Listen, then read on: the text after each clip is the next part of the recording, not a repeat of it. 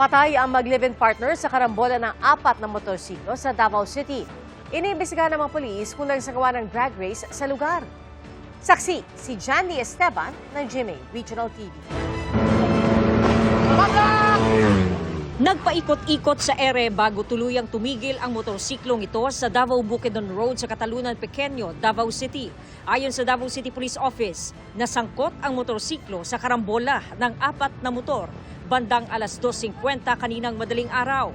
Batay sa investigasyon, tinatahak ng 3 sa 4 na motorsiklo ang southbound lane. Nabangga ng motorsiklong minamaneho ng 19 anyos na lalaki ang likurang bahagi ng motorsiklo ng mag-live-in partner. Ang motor ng magka-live-in bumangga sa isa pang motorsiklo. Ang gulong naman ng motorsiklo ng 19 anyos na rider tumilapon at tumama sa isa pang motor sa kabilang lane. Sugatan ang rider nito. Dead on the spot ang mag-live-in partner. Malubhang nasugatan naman ang 19 anyos na rider habang ang isa pang rider ay tumakas umano. Isa ka vehicle, ka motorcycle po atong V4.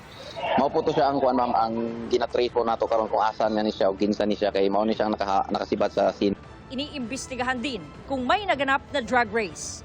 Nagtrending manggod ni siya sa social media niya butang siya title na alleged drag race. Sa amo ma'am, considered namo ni siya karon as reckless driving resulting into that incident. Going pa amo ang backtracking karon ma'am sa mga CCTVs o nangita po may mga witnesses nga makahatag og testimony nga drag race jud ang nahita po. Sa ngayon, ang 19 anyos na rider at tumakas na driver ang posibleng mahaharap sa reklamong reckless imprudence resulting in multiple homicide and damage to property. Sinusubukan pang makuhanan ng pahayag ng GMA Regional TV ang pamilya ng namatay na mag-live-in partner at ang nakabanggang rider.